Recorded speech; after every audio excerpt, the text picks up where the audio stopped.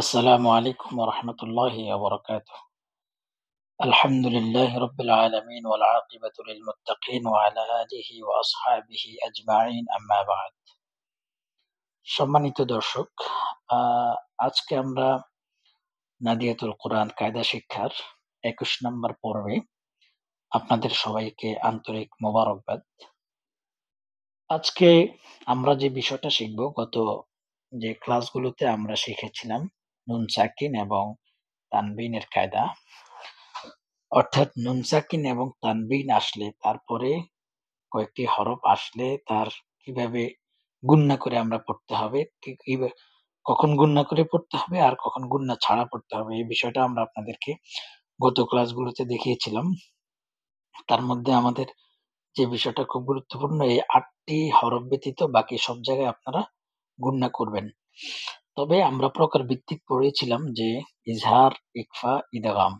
আজকে আমরা যে বিষয়টা পড়ব, ঈদগাম পড়ার পরে আমরা একটা বিষয় পড়েছি, আপনারা দেখেছেন গত ২০ নাম্বার পেজের একদম শেষ মাথায়, যে কোথাও যদি জয়জম হয় তারপরে যদি তাসদিদ আসে তাহলে আমরা কোনটাকে ধরবো?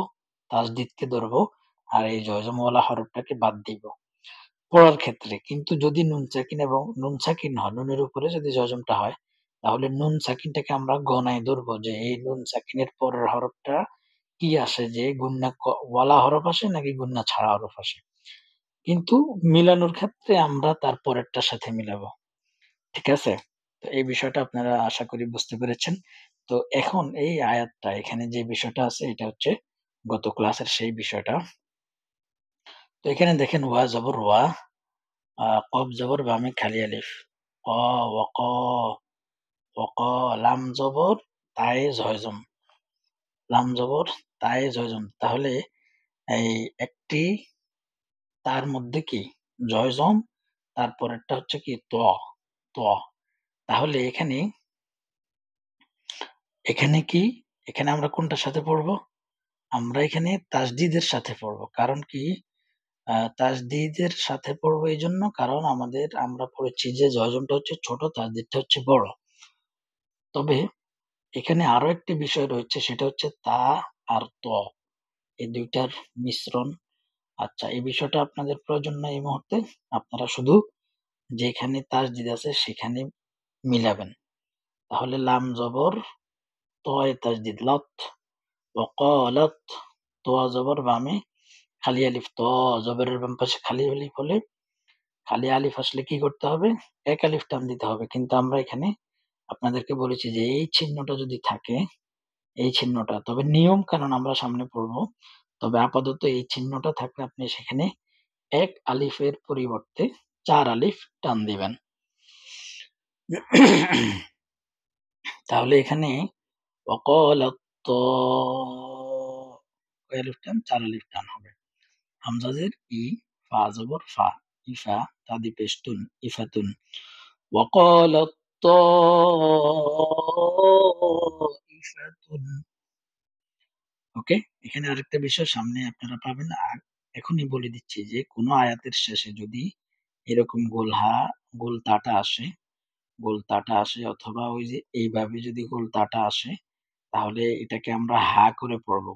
এখানে ইফাতুন যদি আমরা ওয়াকফ করি, থামি, তাহলে ইফা এভাবে পড়তে পারবো। তো এটা এখন মূল বিষয় না, মূল বিষয় হচ্ছে এখন আমরা তাসদিদ আর জয়জমের মধ্যে, তাহলে আমরা কোনটাকে ধরবো? তাসদিদকে ধরবো। ওকে, তারপরে হামজাজের জালে জয়জম, কিন্তু জোয়ায়ের মধ্যে তাসদিদ, আমরা কোনটাকে ধরবো? জোয়াকে ধরবো। ইজ, হামজাজের জোয়ায় তাসদিদ ইজ, জোয়া জবর জোয়া, ইজ জ, লাম জবর মিমে জজম লাম, ইজ জলাম, তাপেশ মিমে জজম তুম, মিমে জয়জম, ইজ জলাম তুম। তারপরে হামজা পেশ উ, জিম জের ইয়ে জজম জি, হুজি, বা জবর তাই জজম, কিন্তু পরে তাসদিদ আছে, তাহলে আমরা কোনটাকে ধরবো? তাসদিদকে ধরবো। বা জবর তা, দালে তাসদিদ বাত, উজি বাদ, এখন কি হবে? বাদ, দাল হয়ে যাবে। উজি বাদ, দাল জবর আইনে জজম দা, উজি বাদ দা, ওয়া জবর ওয়া, দা ওয়া, তাপেশ তু, কাপেশ কু, দা'ওয়াতু কাপ পেশ কু দা'ওয়াতুকু মিম জবর বা আমি খালি আলিফ মা দা'ওয়াতুকুমা উজিবাত দা'ওয়াতুকুমা। এরপরে দেখেন আরেকটা আছে এখানে লেখা কলকলা বা ইকলাব, অর্থ পরিবর্তন করিয়া পড়া। এটা কি জিনিস? এটা হচ্ছে ওই যে আমরা নুন সাকিন এবং তানবিনের নিয়ম পড়লাম, সেখানে ৩ টা পর্যন্ত আমরা পড়েছি ইজহার, ইখফা, ইদগম। আর আজকে আমরা পড়বো ইকলাব। ইকলাব মানে হচ্ছে পরিবর্তন করা। কিভাবে পরিবর্তন করব আমরা? দেখেন এখানে পড়ার নিয়ম, নুন সাকিন অথবা তানবিনের পরে কলবের হরফ মানে ইকলাবের হরফ বা ইকলাবের হরফ আবার একটি, এটা মনে রাখতে হবে। ইকলাবের হরফ একটি, ইকলাবের হরফ একটি বা, এই বাটা আসিলে উক্ত নুন সাকিন ও বা তানবিনকে মিম দ্বারা পরিবর্তন করিয়া গুন্নার সাথে পড়িতে হবে। তাহলে এখানে কয়টা জিনিস? ১ নাম্বার হচ্ছে ইকলাবের হরফ বা, এটা মনে রাখতে হবে আমাদেরকে। ২ নাম্বার হচ্ছে এই বাটা যদি নুন সাকিন এবং এই তানবিনের পরে আসে, নুন সাকিন এবং তানবিনের পরে যদি এই বাটা আসে, তাহলে আমরা এখানে ছোট একটা মিম দিয়া, মিম দ্বারা পরিবর্তন করিয়া পড়ব। আর পড়ার সময় গুণনা করব। দেখেন এখানে ৮ টির মধ্যে এই বাটা নাই। তার মানে এটা গুণনার আমরা করব।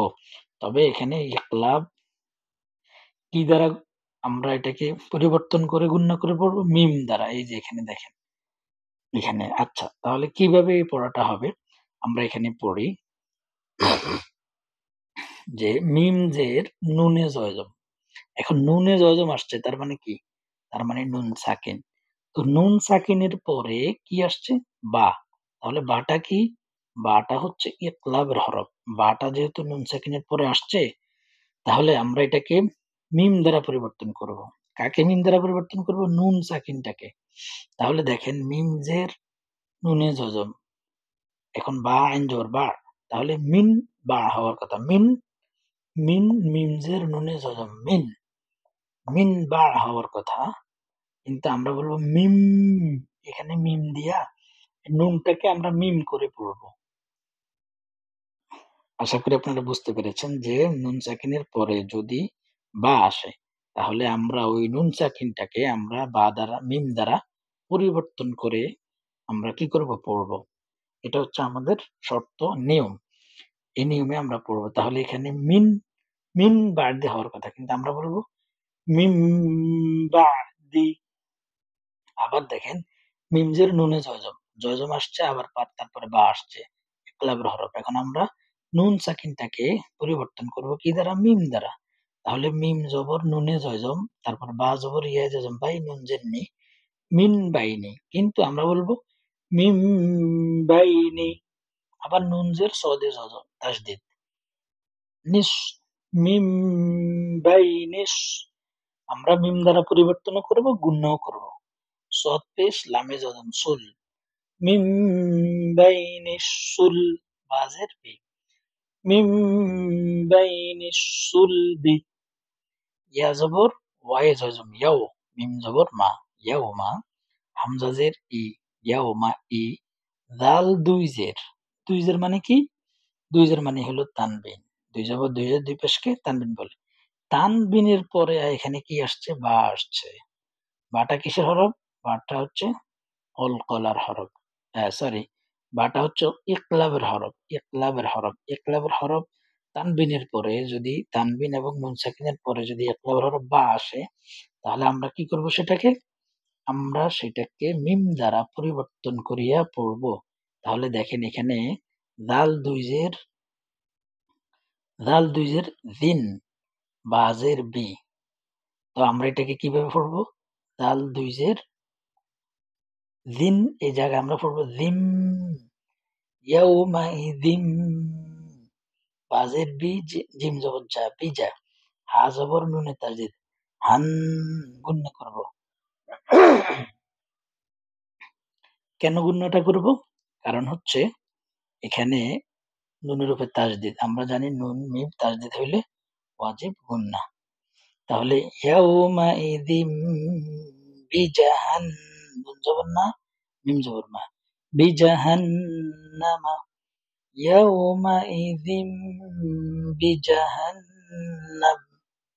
লাম জবর লা, নুন জবর সিনে জজম নাস, লানাস, ফা জবর ফা, লানাস ফা, আইন দুই জবর আন হওয়ার কথা, কিন্তু এই যে এখানে বা আছে আর একটা ছোট মিম, কিন্তু আপনারা দেখবেন ছোট মিম যখন এভাবে থাকবে তখন আপনারা ওই হরফটাকে আপনারা মিম দ্বারা পরিবর্তন করিয়া পড়বেন। হ্যাঁ, তাহলে তানবিনের পরে বা আসছে, এখন আমরা মিম দ্বারা পরিবর্তন করব।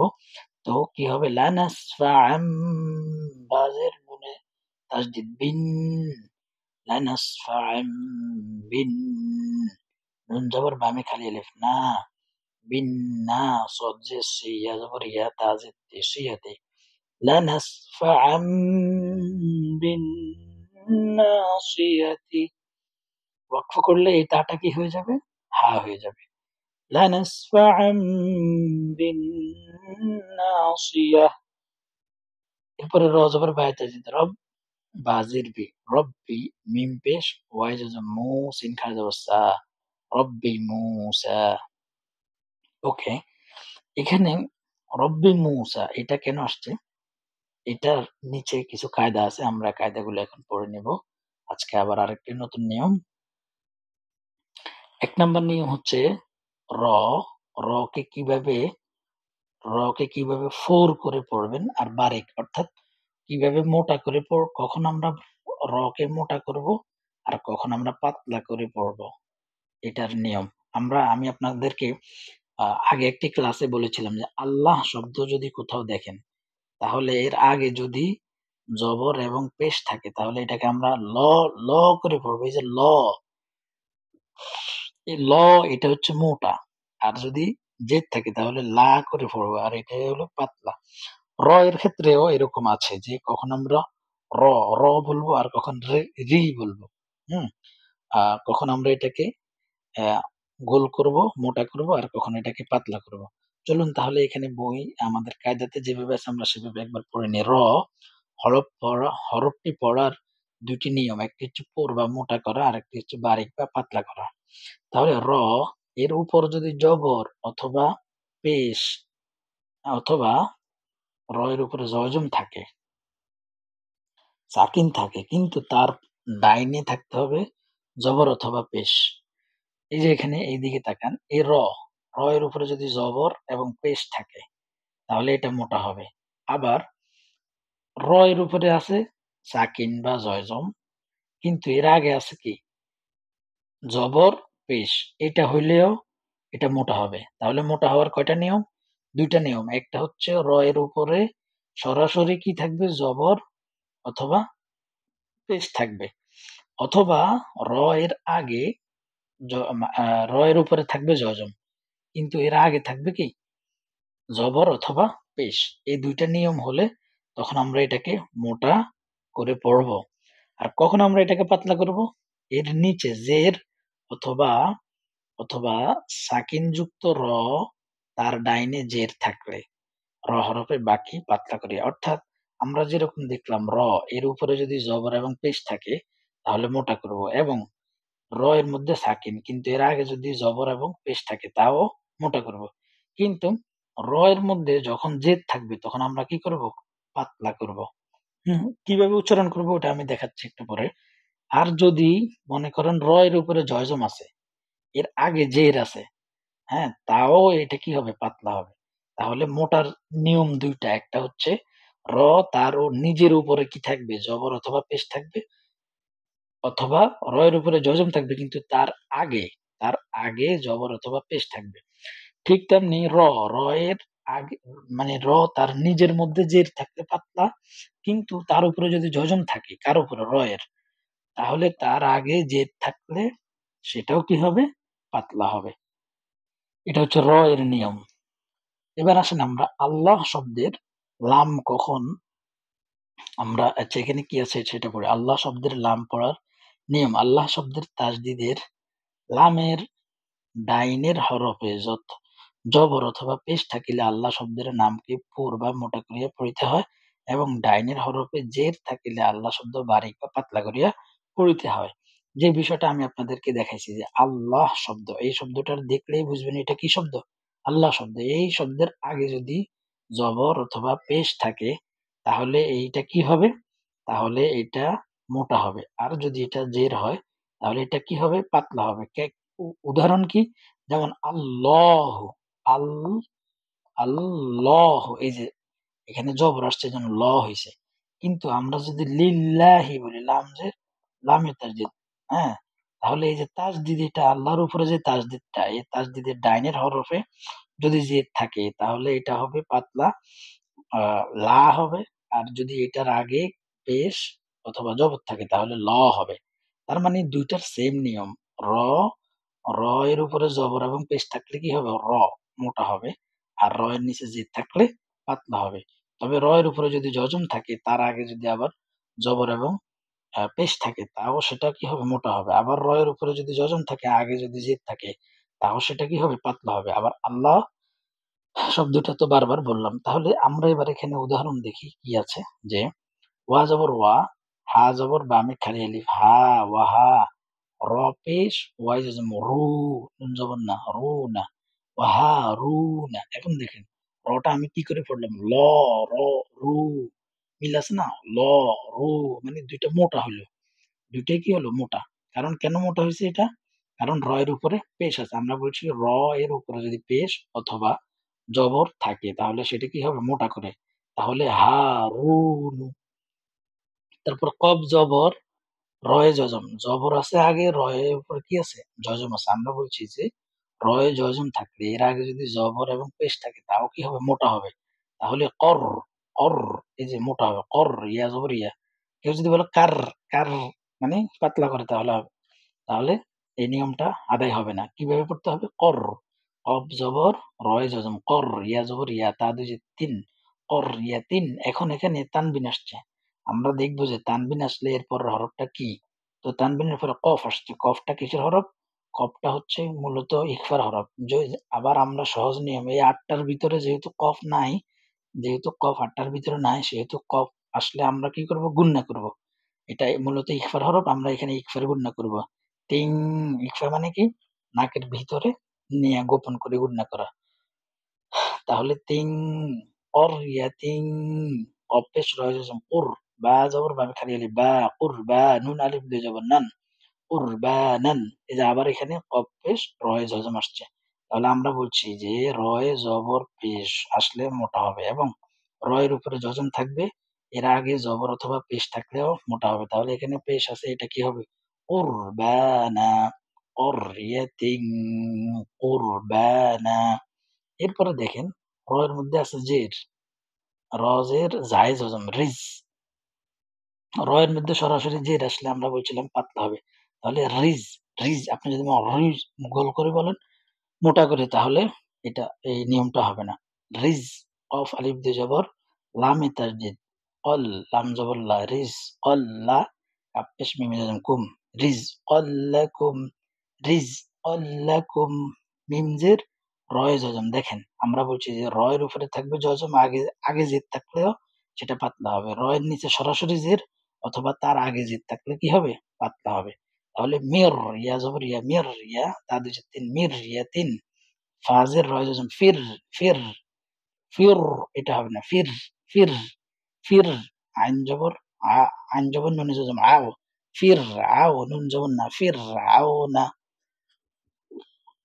দাল জের লামি যজম দিল, হামজা জবর ওয়ায়ে যজম আও, তা জবর বা আমি খালি আলিফ তা, দিল আও তা, দাল জের দি, দিল আও তা দি, দিল আও তাদ।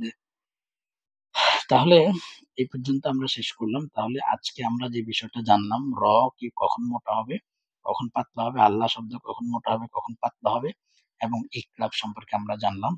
তো আশা করি আপনারা বুঝতে পেরেছেন। আজকে তাহলে আমরা এখানেই রাখলাম। আসসালামু আলাইকুম ওয়া রাহমাতুল্লাহ।